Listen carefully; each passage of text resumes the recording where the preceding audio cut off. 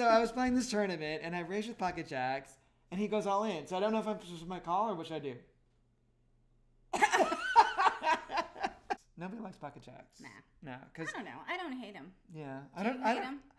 I only hate him when people start pushing back at me because then I don't know if it's good enough or if it's not. And that's exactly the spot that we're going to talk about today.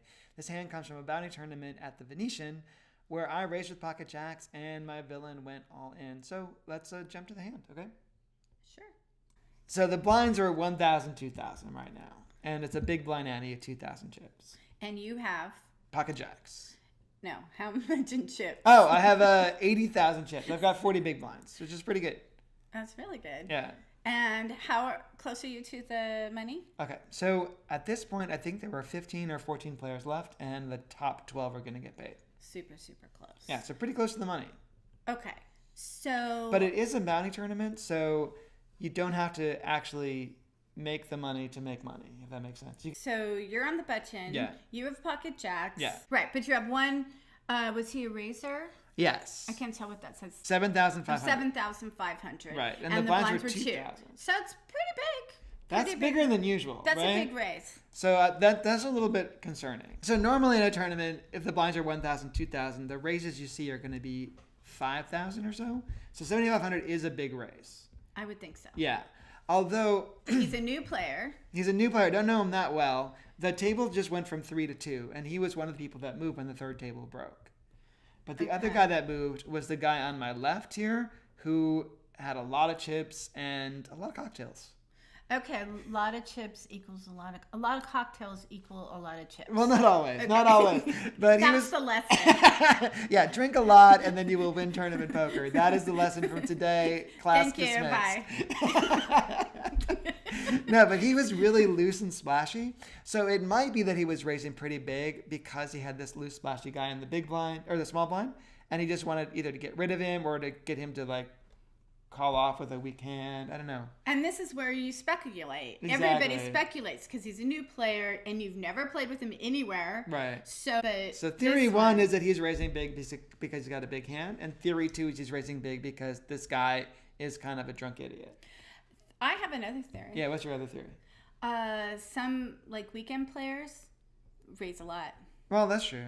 So maybe he doesn't play as often, because people who play more often tend to raise smaller. Yes. Because that way your bluffs are less expensive, basically. Right. I'm definitely not folding. Jax is a pretty strong hand, even though he's raised pretty big. Right. And my choices are between, do I want to call his raise or do I want to re-raise? Okay, so it looks like everybody else folded. It falls to me on the butt. But we still have the blinds happening, and the one guy on your left is a little bit drunk. Unpredictable. Okay. Yeah. So I thought it would be better here to raise than to call, partly because I don't want this guy to come and then I've got overcards and I've got jacks, and even though I have position, I'm not exactly sure where I'm going to be. And he is the one player at the table who's got me covered and can knock me out. If you call, I feel compelled to raise because I want to isolate it. I don't really want it. He might still call my big raise. Yeah. But at least I made it a little more difficult for him. I don't want to make it easy for him. I have a feeling if he raised, he might not fold. Well, so that's the risk. That's the risk. Him, but there's hands he can raise that are worse than jacks, right? He can raise ace king and ace queen. He can raise tens. So he could also have the other two jacks. So he could have tens. Yeah, he could have nines. Yeah, I don't have to be behind. So I did raise. I raised at 20,000. The small blind decided to fold.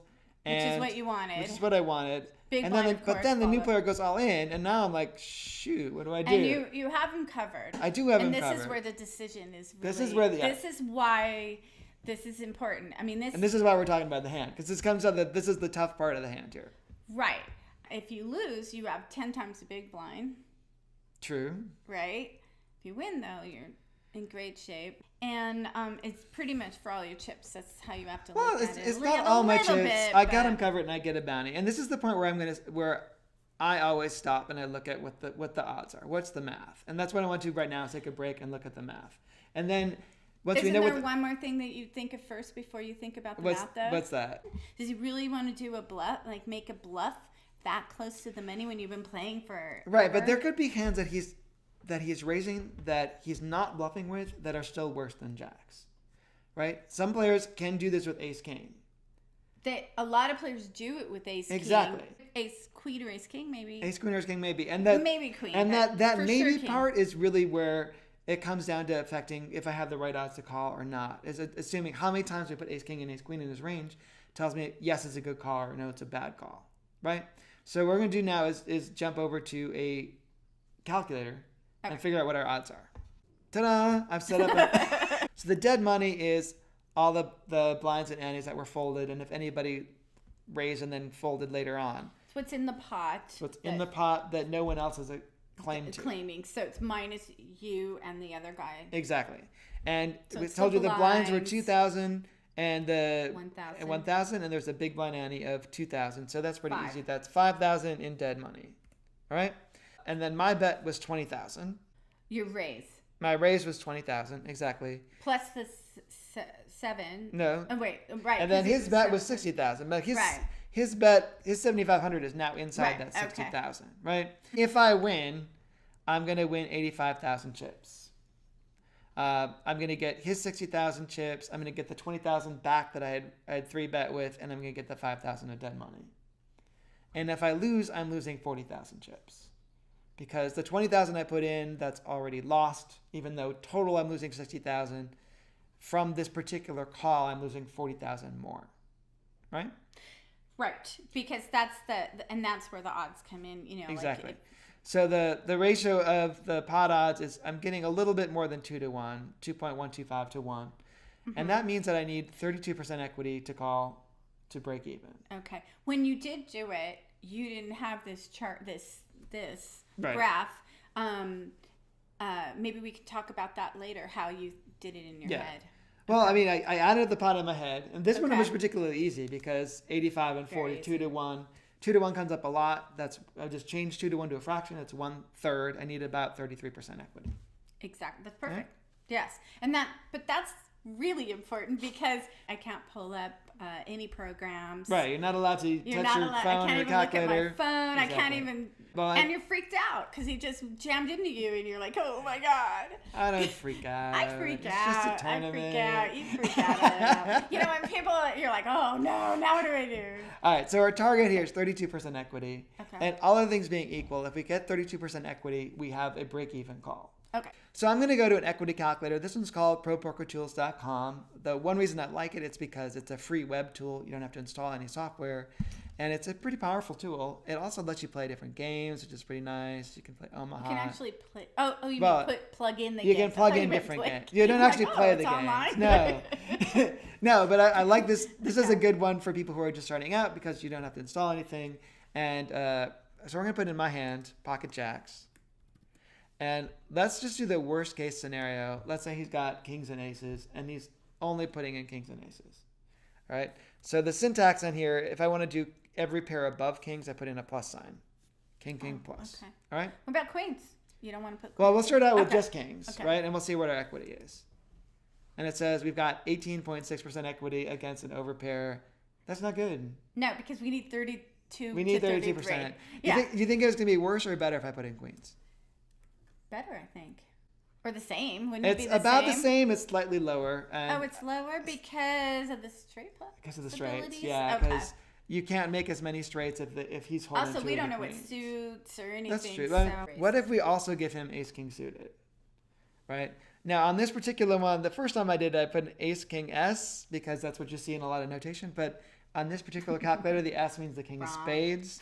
So you want to be careful. And you do AX, KX, meaning that this king and the ace and the king are the same suit. And if you want ace-king offsuit, you just put a AX, KY, right? This is a great thing. This is great. The simulator 2.0. Yeah, and so you can do a lot of these away from the table, understand where you are in terms of equity. If I add ace-king suited, granted there's only 4 ace-king suiteds in the deck, and there's, queens you get 6 times, aces 6 times. So there's 18 pairs versus 4 ace-king suiteds.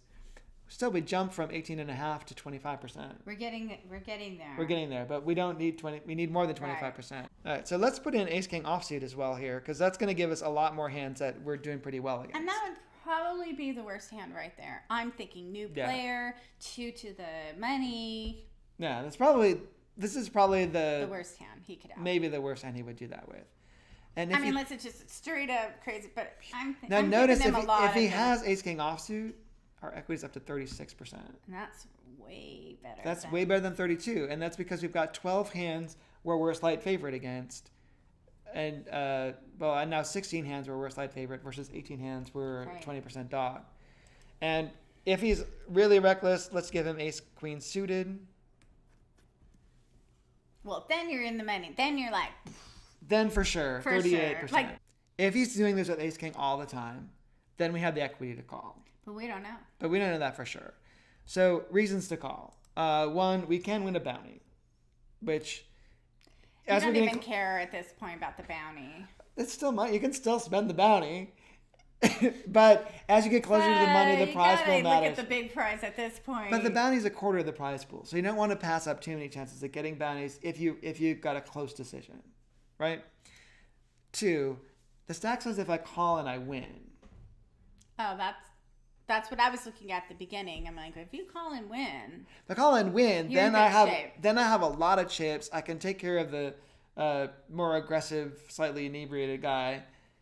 He still might cover you a little. I mean, you're right there, right? But he's got to be careful because I can wound him then, and we're going to be near the bubble, and I'm going to have a big stack. I'm going to be able to push people around, and it's really fun to be a big stack on the bubble, and it's really fun to be a big stack at the final table, especially when it's right there.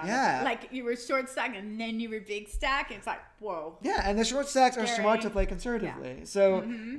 They're doing the right things by giving me their chips, and I'm doing the right thing by taking their chips, and so everybody's doing the right thing, and I get chips. So right, and then you get to kick them around until the money, until first place, really. Exactly. Reasons to fold, like you said earlier, we're on the bubble. We don't know this guy. He raised pretty big. He may be worried about the bubble, and that could make him less likely to do this with ace king and ace king suited. Well, that's where I'm not one of those afraid of the bubble kind of people. But I feel like when somebody re-raises my raise on the bubble, they're saying they're really strong. Yeah, so I think that it doesn't seem like a bluff to me because it is on the bubble. And that's the thing. I mean, ace king is what we can hope for in this situation. Basically, is what. It's one out of how many hands that we have to. The problem is that queens, kings, and aces have us crushed, and they're more likely for him to do at this stage of the tournament. But this, exactly. The other thing is he raised really big before the flop. Now, it might have been that he was trying to get money from the slightly drunk guy.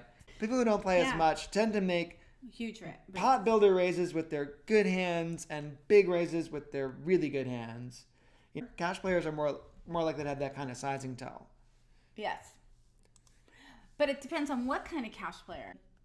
You know, the 1-2 no limit games, at least in Vegas that I've played, they play bigger, like, you know, in comparison to the size of the blinds than the bigger games. So the 5-10s and the 10-20s don't tend to go 5x. That's true. You know? So lower stakes players do tend to raise bigger pre-flop, and cash players tend to raise a lot bigger than tournament players because cash players get to rebuy and tournament players don't. Right. Okay, the last thing that I wanted to talk about was the speed of the 4-bet, because he didn't really hem and haw and think about it. When I re-raised, the people next to me... That would have been my next... he was ready to go. Mm-hmm. So that's weighing on the side to fold. So on the plus side, if we get a big stack and we win a bounty, we're in a really good shape. On the minus side, there's a pretty good chance that he's got a premium pair. Great. So what should I do? Should I call or should I fold? So I would have folded. Yeah, I called. Just to be clear. I called. He had kings. I got a straight draw. So that's something. Yeah, that's something. He had kings. Oh. He had kings. I did not make the straight. Kings are not good. So he ended up taking all those chips, and I ended up with... Why could you have had tens? I should have done with tens now that I saw the board. That would have been better. Right. In hindsight, I should have thought about that. Or maybe queens. Even queens would have been great. Right. One of the points of the discussion is to talk about, after you take a beat like that, to take a look at the math and see, was it a bad beat or was it right? And I think earlier in the tournament, when you can do this more with ace king and ace queen, it's probably a good call. Later in the tournament, when the bubble pressure's up there, then maybe it's probably better fold. But I don't think it was a terrible call. But I do think that it was a mistake. Well, I don't think it was. I don't know if there's such thing as a mistake, because I think that no, I mean, you can't look at the outcome Exactly. to determine if it was a mistake. There's something I asked myself, do I feel like gambling? And you felt like taking the risk, and you took the risk and you lost. But that's what that was. That was definitely like, I just wanted to. Well, you can't win big pots if you don't play big pots. Well, there's that. If you fold, if you're not in the hand, how could you win, right? Exactly. So because this is River University, I like to end with some homework. Okay. To help people. Homework. Yeah, exactly. Okay. Well, because how are you gonna learn? Well, because when you get to the table, you're not allowed to bring out your calculator, like we just said. So you want to get that intuition built. So here are some similar questions that you want to think about. They don't even let you write it on your hand. They're so mean. I know. They're so strict. If you had ace king of hearts instead of jacks, you would probably still 3-bet. If you know he's got pocket queens, sorry, if you've got queens or better. If you know he's not going to do this with ace king ever, should you call or should you fold? Now again, you've got ace king. What if you think he could do it with ace king and you have ace king? Right, well that's question 2. Oh, I missed that. So if he's got pocket queens or better, and he can also do this with ace king suited, now what does the math say? And the third, go back into the hand again, but instead of having 60k in his stack, he's got 20k in his stack. So it costs you less to try to knock him out and get his bounty. Now is it a call or is it a fold? So every time I look at a difficult hand, I like to tweak it a bit and see, well, what are the important factors that would make me go one direction or another? All right? I like this because I don't like to be in a hand unless I already have some scenarios for every street. Exactly. I have to think ahead, like, well, what happens if this, what if, and just like that. What if? If you want to know how I would answer these particular questions or what the math says. Or mine. If you want to know Lynnore's questions, do you have a Twitter? No, but I have Instagram. Okay, find Lynnore's Instagram. Yeah. But if you want to know my answer, which is going to be right, you should come back. I'm going to put another video up with the answers to these questions or subscribe to this channel. They'll be right. They'll be right. The correct. How many circuit rings do you have, Lynnore?